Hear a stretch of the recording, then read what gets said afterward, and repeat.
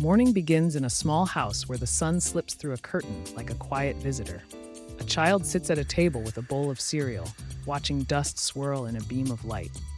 The world at that age feels enormous and mysterious. Every adult appears to possess hidden maps to life. Teachers, parents, older cousins, strangers on the street. They all seem to know things the child does not.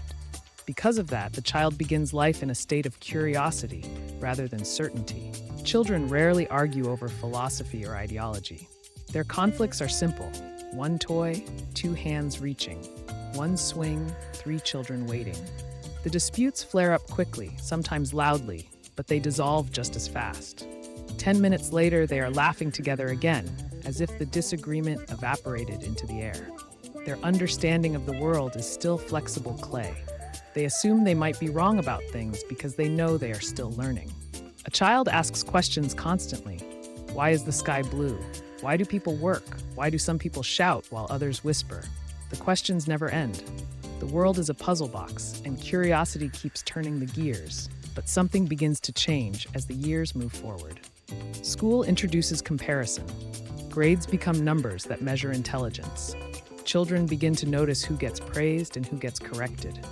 Who answers the questions first? Who is told they are talented? Who is told they must try harder? Slowly, something subtle creeps into the atmosphere. Not knowledge itself, but the feeling of possessing knowledge. The child who once asked endless questions begins to enjoy answering them instead. It feels good to be right. At first, the feeling is harmless.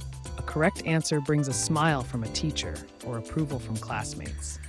Being right becomes a small badge of honor. Pride itself is not necessarily destructive. It can motivate effort and achievement. But inside that pride hides a seed that can grow into something more rigid if left unchecked. As childhood slides into the teenage years, the seed begins to sprout. Teenagers live in a strange territory between discovery and certainty. They are old enough to form opinions, but young enough to mistake opinions for absolute truths. The world suddenly becomes divided into camps. Music preferences, clothing styles, political views, social groups. Identity forms rapidly, like paint splashed across a blank canvas. During these years, disagreements begin to feel personal. A child might argue over a toy and forget it 10 minutes later. A teenager argues over beliefs, and those beliefs feel tied to who they are. If someone challenges the belief, it feels as though they are challenging the person themselves. Conversations start shifting from curiosity to defense. Instead of asking questions, people start making declarations. Instead of listening, they begin waiting for their turn to speak. Social circles amplify this transformation. Teenagers gather with others who think similarly. Within these groups, agreement becomes a form of social currency. If everyone around you shares the same opinions, those opinions start to feel unquestionably correct. Confidence grows not from investigation, but from repetition. The same ideas bounce around the room until they harden like cement. And once ideas harden, they become difficult to move. Disagreements start turning into arguments, arguments into rivalries, and rivalries into quiet walls between people who might otherwise get along. Each side believes they are defending the truth. Each side believes the other simply does not understand. Yet beneath the surface lies a quieter force shaping these conflicts. That force is arrogance. Arrogance rarely announces itself loudly. It does not arrive wearing a villain's cloak. Instead, it whispers a simple suggestion into the mind. You already know enough. Once a person accepts that suggestion, curiosity begins to fade. Questions become unnecessary. Listening feels pointless. If someone disagrees, the immediate assumption is not that they might have information worth hearing, but that they must be mistaken.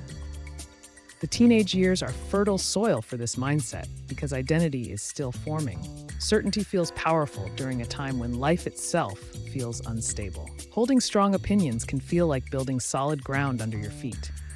By the time people reach adulthood, many of these attitudes have already hardened. Adulthood introduces new arenas for disagreement.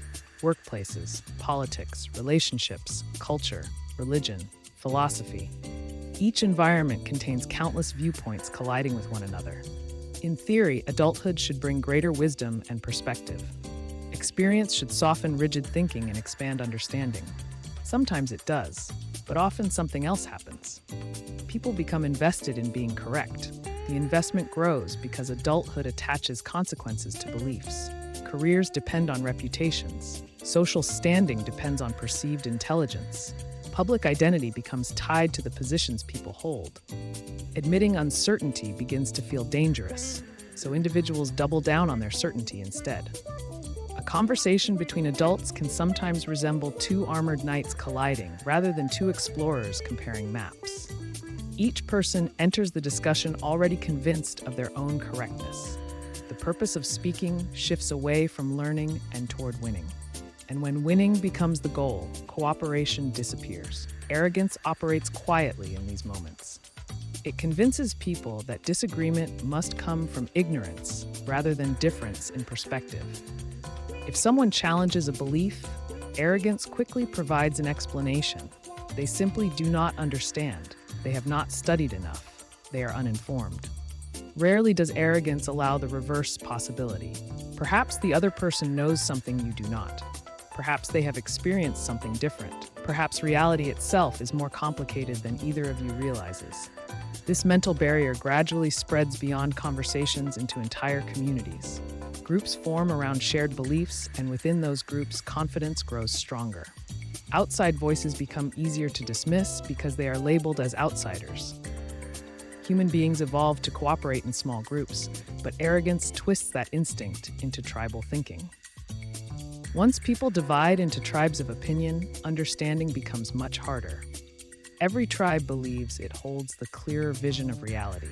From within each group, the opposing group appears stubborn, irrational, or blind. Rarely do members of either side pause to consider that the same description might apply in reverse. The pattern repeats itself across families, friendships, workplaces, and societies. Two people speak. Both are convinced they are right. Neither truly listens. The conversation spirals into frustration. It is tempting to believe disagreement itself is the problem. But disagreement is not the true enemy of harmony. Disagreement can be productive when it is paired with humility. It allows people to compare perspectives and uncover deeper truths together. The real obstacle emerges when disagreement is combined with arrogance. Arrogance transforms discussion into combat. In a humble conversation, a person listens for insight. In an arrogant conversation, a person listens for weakness. One approach searches for understanding while the other searches for victory. Victory may feel satisfying in the moment, but it rarely produces connection. Humility creates the opposite effect. Humility reminds people that knowledge is always incomplete. It keeps curiosity alive long after childhood ends. A humble person can hold strong opinions while remaining open to revision. When two humble individuals disagree, the tone of the conversation changes entirely. Instead of defending territory, they explore together.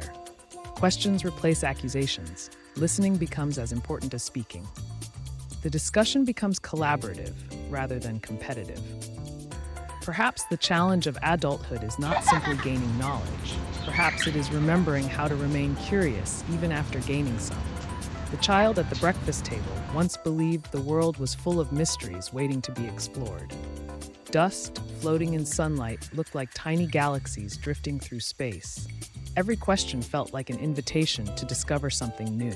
If that curiosity survives into adulthood, conversations become bridges rather than battlefields. People may still disagree, but the disagreements lead to understanding instead of division. And the quiet force that so often pulls people apart begins to lose its power. Not because people stopped believing strongly in their ideas, but because they remembered something more important than being right. They remembered how to listen. Oops. Thanks for watching. To show appreciation, please subscribe and hit the bell icon and select the all option to stay updated. Stay tuned.